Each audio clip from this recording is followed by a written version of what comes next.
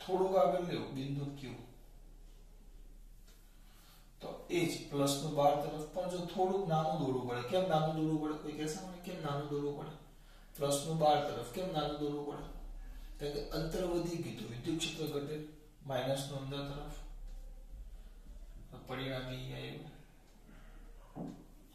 હજી આગળ જો પી ક્યુ આર એસ, તો હજી દૂર ગયું,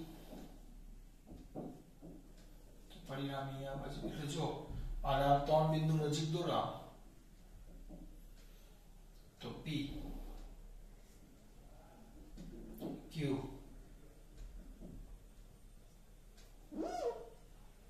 આર આમ દરેક જગ્યાએ બદલાતું જાય. હજી આગળ નામ થાય જ્યાં, હજી નામ થાય દૂર જાય. પછી શું થાય? ધીમે ધીમે આ ગોળાઓ નજીક આવે. ગોળાઓ નજીક આવે તો અહીંયા નજીક આવે એટલે સમજો આ માઇનસ ક્યુ છે ને આ પ્લસ ક્યુ છે. આ માઇનસ ક્યુ છે એટલે આના પર ઇલેક્ટ્રોન હોય, ઇલેક્ટ્રોન. આના પર શું હોય? ઇલેક્ટ્રોન. તો ઇલેક્ટ્રોન સ્પાર્ક, તણખો, સ્પાર્ક. આ ઇલેક્ટ્રોન આ ધનની નજીક આવે. આ પ્રબળ ઋણ ને આ પ્રબળ ધન છે. તો આ ગોળા દોલન કરે ઉપર નીચે.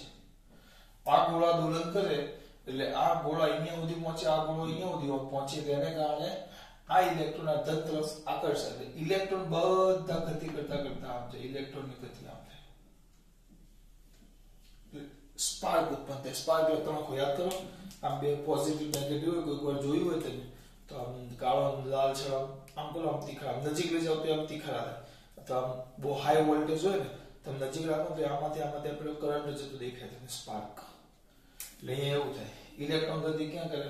ઉપર. ઇલેક્ટ્રોન ગતિ ઉપર કરે, ઇલેક્ટ્રોન ગતિ ઉપર કરે એટલે ધ્યાન આપજો. ઇલેક્ટ્રોન ક્યાં ગયો? ઉપર. તો પ્રવાહ હંમેશા ઇલેક્ટ્રોનની ગતિની કઈ દિશામાં હોય? વિરુદ્ધ દિશામાં. પ્રવાહ ઇલેક્ટ્રોનની ગતિની કઈ દિશામાં હોય? વિરુદ્ધ દિશામાં. એટલે નીચે આ પ્રવાહ I રચાણો. તો જમણો હાથ અંગૂઠો પ્રવાહની દિશામાં. તો અહીંયા ફેણ મારો બહાર આવે જો. એટલે P બિંદુ આવે ચુંબકીય ક્ષેત્ર તમારી બાજુ આવે. અહીંયા પણ બહાર આવે. એટલે અહીંયા ચુંબકીય ક્ષેત્ર બહાર તમારી બાજુ, અહીંયા બહાર તમારી બાજુ, અહીંયા બહાર તમારી બાજુ. પણ આ જેમ દૂર જાય એટલે વિદ્યુત ક્ષેત્ર ક્યાં આવ્યા? આમ નીચે આવ્યા. ચુંબકીય ક્ષેત્ર ક્યાં આવશે? આમ બહાર તમારી બાજુ. પણ આમ જેમ આવશે આમ આ સૌથી મોટું હશે આ, પછી જેમ દૂર જાય આમ ઘટતું જાય. એટલે પહેલા આ બહાર આવ્યા સૌથી મોટો, પછી ઘટતું જાય. એટલે ચુંબકીય ક્ષેત્ર બને. પછી ઇલેક્ટ્રોન ગતિ કરે ને, ઇલેક્ટ્રોન ગતિ, તો ઇલેક્ટ્રોનની ગતિ પૂરી થાય એટલે એને કારણે આ તટસ્થ થઈ જાય ને આ પણ તટસ્થ થઈ જાય. પછી ઊંધી ક્રિયા ચાલુ થાય. ઊંધી એટલે હવે ઊંધી ક્રિયા એટલે ઉપરનો જે Q1 ગોળો છે, Q1 ગોળો, આ Q1 ગોળો અને આ સાથે Q2 ગોળો, બીજું બધું નથી દોરતો. Q1 Q2 પણ આ જે કયો ગોળો છે બેટા? Q1 ને આ કયો છે? Q2. તો આ જે છે કોણ? આ Q1 ને Q2. હવે ચાર્જિંગ ઊંધું થઈ જાય. આ પ્લસ Q થઈ જાય અને આ માઈનસ Q થઈ જાય. એક દોલન પૂરું થાય એટલે હવે આ પ્લસ Q થાય અને આ માઈનસ Q થાય. તો અહીંયા બિંદુ P લઈ લો, પછી બિંદુ Q, બિંદુ P, બિંદુ Q અને બિંદુ S. P પ્લસ ક્યાં જાય? પ્લસ બહાર તરફ. સોરી, આ બદલવાનું વિદ્યુત એમ થાય કેમ આવ્યું? આ માઈનસ અને આ પ્લસ.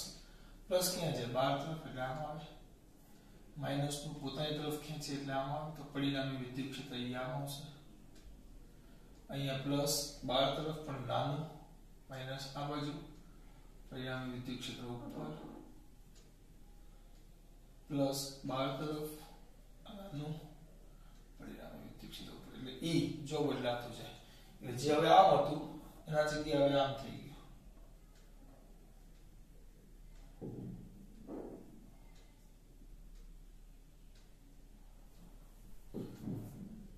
વિદ્યુત ક્ષેત્ર સતત બદલાતું જતું વિદ્યુત ક્ષેત્ર. ચુંબકીય ક્ષેત્ર લ્યો, આ માઈનસ ના પ્લસ નજીક આવે તો ઇલેક્ટ્રોન ક્યાં જવાના? માઈનસ થી પ્લસ તરફ ઇલેક્ટ્રોન આમ જાય. તો પ્રવાહ ક્યાં જવાનો? પ્રવાહ ઉપર.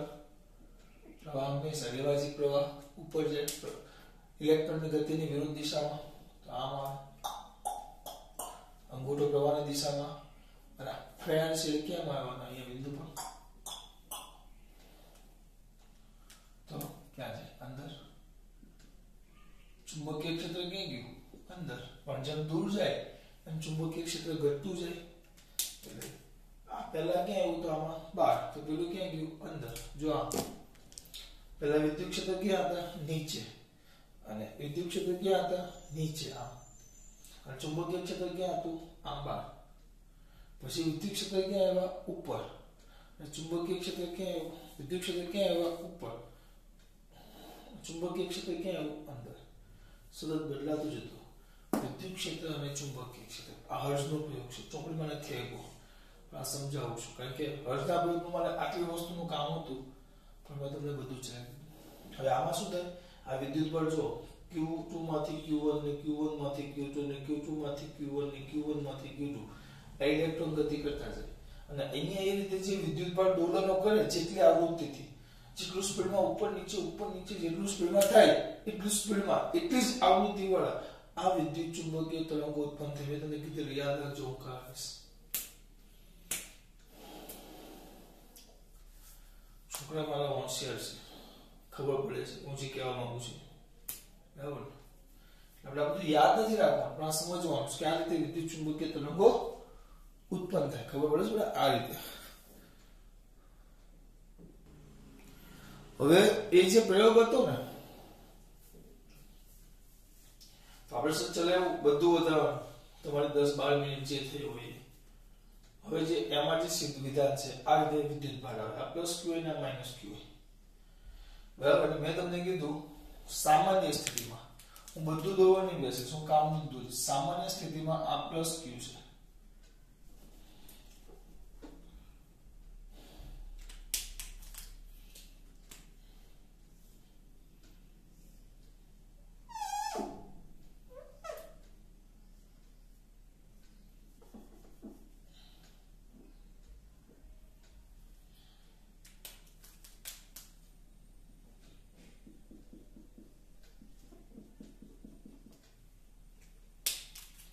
આ પ્લસ q છે અને આ માઈનસ q છે તો સ્વાભાવિક છે ઇલેક્ટ્રોન ક્યાંથી માઈનસ થી પ્લસ તરફ ઇલેક્ટ્રોન ગતિ કરતા જાય ઇલેક્ટ્રોન ગતિ કરે આમાં કોઈ શંકાને સ્થાન નથી માઈનસ થી પ્લસ તરફ કોણ ગતિ કરે ઇલેક્ટ્રોન કરતા કોણ ગતિ કરે ઇલેક્ટ્રોન માઈનસ થી પ્લસ તરફ કોણ ઇલેક્ટ્રોન શું કરશે ગતિ માઈનસ થી પ્લસ તરફ ઇલેક્ટ્રોન શું કરતા છે ગતિ કરે બરાબર અને ઇલેક્ટ્રોન ગતિ કરે એટલે સ્પાર્ક ઉત્પન્ન થાય સ્પાર્ક એટલે તણખો પણ હર્ટ્ઝે પ્રયોગ કર્યો કે એ જ રીતે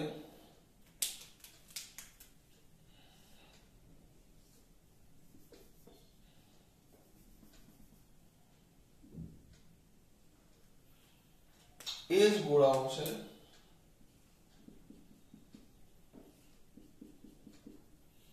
આ જે પ્લસ q ગોળો છે આ માઈનસ q ગોળો છે એના પર એને પ્રકાશ આપાત કર્યો પ્રકાશ UV અલ્ટ્રાવાયોલેટ પારજાંબલી કિરણ પ્રકાશ આપાત કર્યો તો એને એવું જોયું કે અહીંયા જે સ્પાર્ક મળતો સામાન્ય સ્થિતિમાં ધન અને ઋણ જ્યારે નજીક આવે ને ઇલેક્ટ્રોનની ગતિ થાય ધન અને ઋણ વચ્ચે આકર્ષણના કારણે જે ઇલેક્ટ્રોન ઋણથી ધન તરફ ગતિ કરે એમાં જે સ્પાર્ક ઉત્પન્ન થતો એના કરતા આ જ્યારે એના જે ઇલેક્ટ્રોન આ ધન આ બે વીજભારો છે અથવા આ બે Q1 અને Q2 જે બે ગોળાઓ છે એમાં Q2 ગોળા પર જ્યારે પારજાંબલી UV પ્રકાશ એને આપાત કર્યો ત્યારે જે સ્પાર્ક મળે એ સ્પાર્ક વધારે હતો સ્પાર્ક મોટો હતો સ્પાર્ક વધુ તણખો હતો એવું ક્યારે તણખો વધારે ક્યારે હોય તરત વધુ વિદ્યુત ભાર જતો હોય તો વધુ ઇલેક્ટ્રોન જતા હોય તો પરથી ક્લિયર જોયું કે અહીંયા કરતા આ સ્પાર્ક વધુ એનો મતલબ એમ છે કે આ સામાન્ય સ્થિતિમાં જે ઇલેક્ટ્રોન જાય છે એના કરતા UV આપાત કરો એટલે વધુ ઇલેક્ટ્રોન આવે જો વધારે જાય છે એવું કેમ બન્યું? જો આમાં કેવું થાય, આ ધન છે, આ બધું કોઈ સમજાવે ને બેટા, આ ખાલી સમજવાનું, આ પ્લસ ક્યુ અને આ માઇનસ ક્યુ. હવે અહીંયાથી ઇન ધ ઓર્ડિનરી પરિસ્થિતિ, સામાન્ય પરિસ્થિતિમાં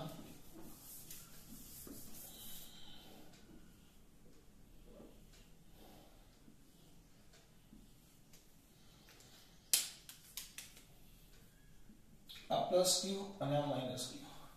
સામાન્ય પરિસ્થિતિમાં અહીંયા ઇલેક્ટ્રોન આવ્યા, તો ઇલેક્ટ્રોન આ ધન અને આ ઋણ છે, એટલે બંને વચ્ચે વિદ્યુત ક્ષેત્ર ઉત્પન્ન થયું, એટલે ફિલ્ડ ઉત્સર્જનને કારણે ઇલેક્ટ્રોન આ બાજુ ગતિ કરે.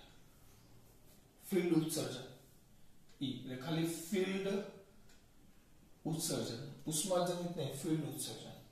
પણ હવે આ પ્લસ ક્યુ છે અને આ માઇનસ ક્યુ છે. હવે આમાંથી ફિલ્ડને કારણે તો ઇલેક્ટ્રોન જાય જ છે, પણ જેવો પ્રકાશ આપાત થાય, આમ પ્રકાશ યુવી, તો જેવા યુવી આપાત થયો તો યુવી માં આ જે ઇલેક્ટ્રોન ધાતુની સપાટી પર હોય અને એ ઇલેક્ટ્રોન આનું શોષણ કરે. કોનું? આ ધાતુની સપાટી પર છે એનું, આ ધાતુની સપાટી પર એ યુવી એટલે કે પારજાગૃત કિરણોનું શોષણ કરે. આપણે ભણી ગયા, શોષણ કરે આપણે કહેતા ઉષ્માજનિત ઉત્સર્જન, ફિલ્ડ ઉત્સર્જન અને ફોટો ઇલેક્ટ્રિક ઉત્સર્જન. તો દાખલા તરીકે આ ઇલેક્ટ્રોનને 10 eV ની જરૂર પડતી હોય તો આને કારણે કેટલાક જાય છે, પણ આમાંથી કેટલાક આ 11 eV વાળા પ્રકાશ હોય તો આનું શોષણ કરી બીજા એક્સ્ટ્રા ઇલેક્ટ્રોન આ પ્લસ ક્યુ ના કારણે તો આકર્ષાય જ છે, પણ એને કારણે આ પ્રકાશ આપાત કરીએ છીએ એને કારણે બીજા એક્સ્ટ્રા ઇલેક્ટ્રોન પણ ઉત્પન્ન થાય છે. એટલે એમ કીધું કે આને કારણે પ્રકાશ આપાત કરવાથી પણ વધુ ઇલેક્ટ્રોન ઉત્સર્જિત થાય છે. સૌથી પહેલા હર્ઝે આવવું જોઈએ, હર્ઝે સૌથી પહેલા હર્ઝે જોઈએ. એટલે હર્ઝે કીધું કે સપાટી પર પ્રકાશ આપાત કરો તો ઇલેક્ટ્રોન ઉત્સર્જિત થાય છે. તો એ ઘટનાને આપણે કહેવાય શું કહેવાય? ફોટો ઇલેક્ટ્રિક અસર પહેલા અનુભવ કરી, અને આ જે ઇલેક્ટ્રોન મળે છે એને નામ આપ્યું ફોટો ઇલેક્ટ્રોન.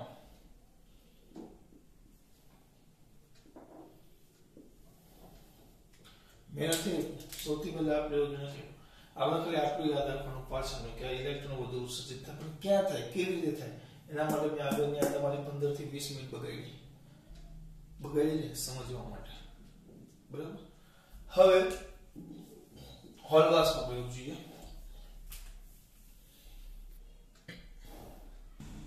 ચાલો હવે છે હોલવાસનો પ્રયોગ.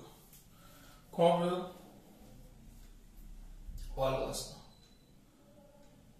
હોલવાસે શું કર્યું? જો આપણે એને આ ધાતુની એક પ્લેટ છે, વાક્ય રચના યાદ રાખવા માટે હું આવું યાદ રાખું છું કે આ ધાતુની પ્લેટ છે.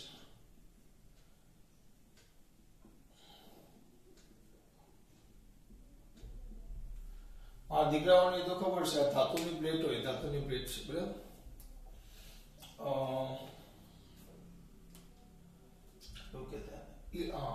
પેલું વિદ્યુત ભારને માપવા માટે ઇલેક્ટ્રોસ્કોપ, વિદ્યુત ભાર માપવા માટે આપણે કોનો ઉપયોગ કરતા? ઇલેક્ટ્રોસ્કોપ. એમાં આવું હોય, પહેલા ચેપ્ટરમાં આવે.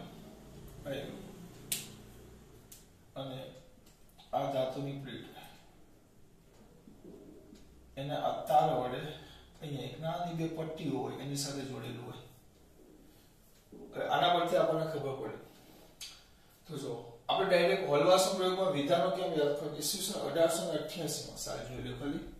1888 માં એને પ્રયોગ કર્યો. એમાં એવું જોયું કે એણે પહેલા ઋણ વીજભારિત પ્લેટ લીધી, ઋણ વીજભારિત પ્લેટ, ઝિંક ધાતુની. કઈ પ્લેટ લીધી? ઋણ વીજભારિત.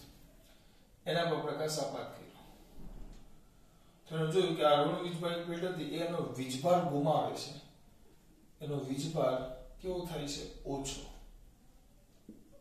થાય.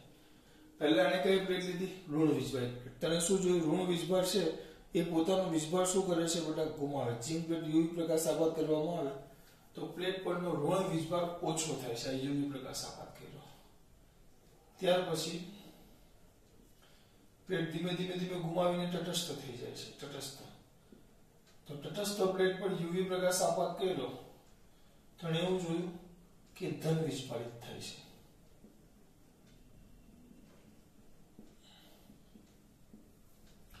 પછી હજી એ જ પ્રયોગ આગળ ધપાયો